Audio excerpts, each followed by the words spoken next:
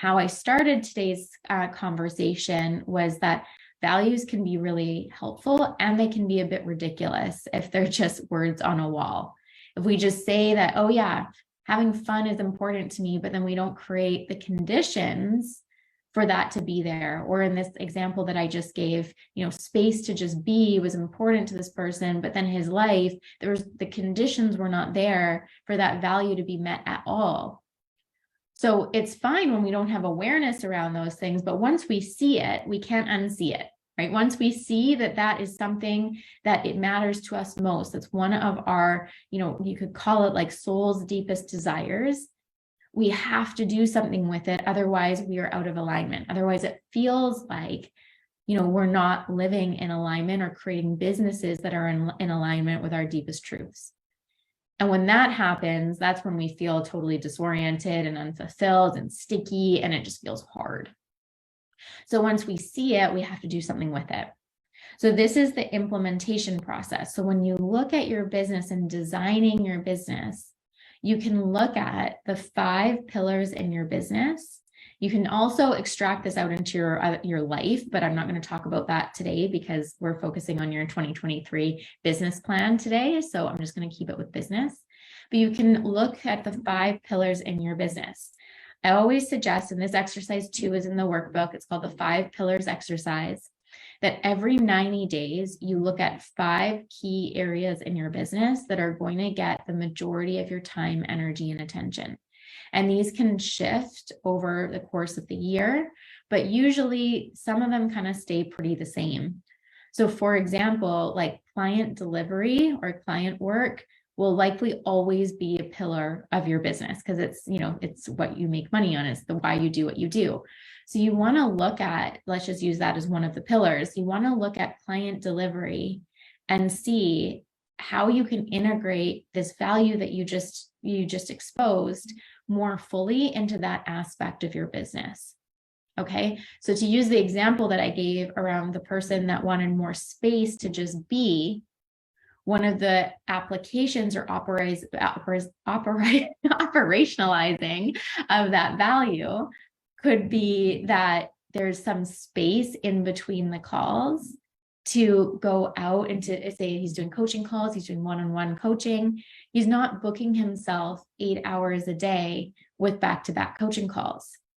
He's creating space in between to go out into the nature to walk. He's creating space where maybe after 4 p.m., he doesn't take any more calls. So you can start to operationalize this value through systems, frameworks, and structures in your business. And you can look at the other areas of your business too. So say we're looking at marketing. We want our businesses to be a reflection of our values. We want people to know when they see us and our work and what we talk about, we want them to get a feeling for what they're going to experience when they're with us. If we have this like fancy kind of shiny brand that we create from external values that we're like, oh, I think these sound good, but they're not actually rooted in our own values. When people come into our programs, into our worlds, into our communities, there's going to be a disconnect and people are going to feel that. And they're going to be like, oh, like that doesn't feel like how I experience this person in their marketing or in the outside world. So we want to create cohesion between what matters to us most and how we show up in the world. So in your marketing and your communication and how you talk about things, you might actually start talking about this value, not from an I-centric place of this is what's important to me, because to be honest, no one really cares. But what they do care about is the universal message underneath that. So there's lots of people out there, your people, who will resonate with the message of creating space in their days to just be. So you can start to think about how do you create content that supports people in that piece. And what's going to happen then is you're going to repel people that is not their value. They want to be hustle, harder, faster, that kind of mindset. They're going to be like, oh, that person, I don't buy into their bullshit. But the people who do resonate with that value are going to be like, that's my person.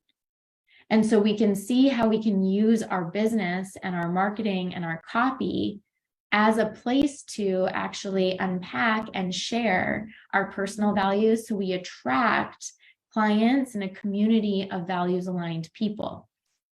So when you're thinking about how to operationalize your values and how to actually integrate them once you've done this work around what matters to me most over this next year, what are the values, the things that I want to use as decision-making tools, decision-making filters to look at everything through? And these can be a combination of aspirational, non-negotiable, and non-values. You could say a non-value for me, is, I'm just trying to think of one that usually comes up.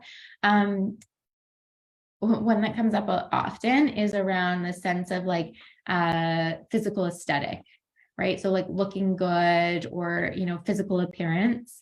And for some people, that's actually really important to them to feel beautiful, to feel like they're in their feminine. To other people, it's not going to be important. So maybe it's a non-value for you is like, hey, that's not really important to me this year. I just want to be raw and real.